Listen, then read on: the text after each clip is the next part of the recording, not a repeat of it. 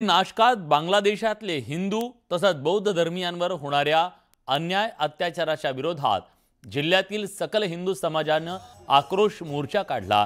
चिपळूणमध्ये याच पार्श्वभूमीवर समाज एकवटल्याचं पाहायला मिळालं। कोल्हापुरात सकल हिंदू समाज आक्रमक झाला। जिल्हाधिकारी कार्यालयाच्या समोर ठिय्या आंदोलन करण्यात आलं। बांगलादेश विरोधात जोरदार घोषणाबाजी करण्यात आली। नंदुरबारमध्ये सकल हिंदू समाजाच्या वतीने बांगलादेशातल्या हिंदूंवरच्या अत्याचाराच्या वेळी निषेध करण्यात आला असून हातात निषेधाच्या पाट्या घेऊन मूक मोर्चाला सुरुवात झाली। बीडच्या परळीत हजारो हिंदू बांधव रस्त्यावर उतरले। परळीसह अंबाजोगाईमध्ये निदर्शनं करण्यात आली। मनमाडमध्ये बांगलादेशातल्या हिंदूंवरच्या अत्याचाराविरोधात हिंदुत्ववादी संघटना आक्रमक झाल्या। मनमाड, लासलगाव, नांदगाव तसंच अनेक ठिकाणी निषेध मोर्चा काढण्यात आला।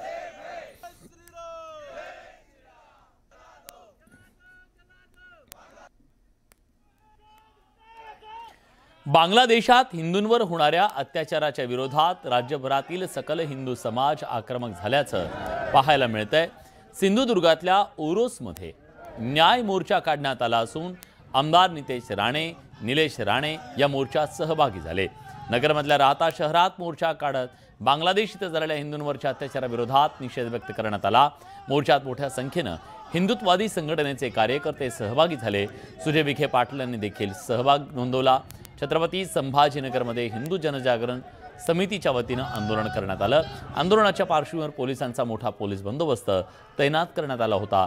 लातूरात गांधी चौक इथं सकल हिंदू समाजाकडून लाक्षणिक आंदोलन करण्यात आलं। तर एक है तो सेफ है, बटेंगे तो कटेंगेच्या घोषणा देण्यात आल्या। पुणे जिल्ह्यातल्या इंदापूर शहरात नगर परिषद ते तहसील कार्यालय अशी सकल हिंदू समाजाच्या वतीने बांगलादेशात हिंदू न्याय यात्रा काढण्यात आली आणि एक प्रकारे आक्रोश व्यक्त करण्यात आला। बांगलादेशात हिंदूंवर होणाऱ्या अत्याचारावरून नितेश राणेंनी भाष्य केलंय। ओळख विचारून बांगलादेशात मारलं जातंय। पंतप्रधान मोदींना आम्ही विनंती करतो, पोलिसांना बाजूला करा। भारतातल्या बांगलादेशींना आम्ही 5 मिनिटात शिल्लक ठेवणार नाही। याला धमकी समजायची तर समजा असं वक्तव्य नितेश राणेंनी केलंय। तर बांगलादेशींना एका पायावर जाऊ देणार नाही असं नितेश राणे म्हणाले। अगर हे खरंच तुमचं कधी आपण एक आपलं ऐकत नसतील तरीही हे लोक नाटक करून दाखवत असतील तर फक्त 5 मिनिटं आमच्या महाराष्ट्रातल्या पोलिसांना सुट्टी द्या। एकाला आपण जिवंत ठेवणार नाही ही शपथ घेऊन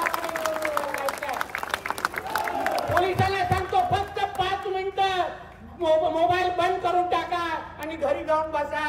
हे एवढे हातावर मोजणारे आहेत ना, आपल्याला 6 मिनिटं पण लागणार नाही। एवढे किडे मकोड्यासारखे आपल्या महाराष्ट्रात आणि देशात आहे। ते आपल्या हिंदू समाजाचे हाल अपेक्षा करतात आणि जेव्हा आपण कुठला आवाज उचलतो आपल्याच भारतामध्ये तेव्हा केवढी नाटकं केली जातात। आमच्यावर केसेस टाकले जातात। आम्हा लोकांना सर्व धर्म समूहांची टेप रेकॉर्डर ऐकवली जाते। अहो पण आता जे बांगलादेशमध्ये सुरू आहे, जे अत्याचार सुरू आहे त्याबद्दल अगर तुम्हाला थांबवता येत नसतील तर मग भारतामध्ये असलेल्या बांगलादेशांना आम्ही 1 मिनिट पण जिवंत का ठेवायचं हा प्रश्नाचं उत्तर पहिल्या लोकांनी आम्हाला दिलं पाहिजे। बांगलादेशमध्ये हिंदू धर्मीयांवर सातत्याने हल्ले होत आहेत। यावरून खासदार संजय राऊत यांनी पंतप्रधान मोदींवर निशाणा साधलाय। हे सरकार हिंदूंच्या बाबतीत भोंदूगिरी करतंय, ढोंग करतंय असा आरोप राऊतांनी केला। त्यांना हिंदू फक्त मतांसाठी हवाय। हे जर पाकिस्तानात घडलं असतं तर इंडिया गेट समोर उभं राहून पंतप्रधान मोदींनी भाषण केलं असतं असंही राऊत म्हणाले। भारताच्या सीमा सील करून हिंदूंना आपल्या देशात येण्यापासून रोखलं जातंय, त्यामुळे पंतप्रधानांनी स्वतः यात लक्ष घालावं असं राऊत म्हणाले।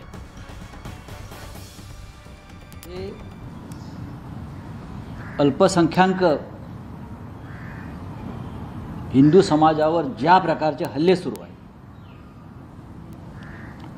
ज्या प्रकारे त्यांचं रक्त सांडलं जात आहे, ज्या प्रकारे त्यांना देश सोडण्यास भाग पाडलं जात आहे, हा अत्यंत चिंतेचा विषय आणि अग्रलेखात टीका केली नसून ती व्यथा मांडली आहे आणि चिंता व्यक्त केली।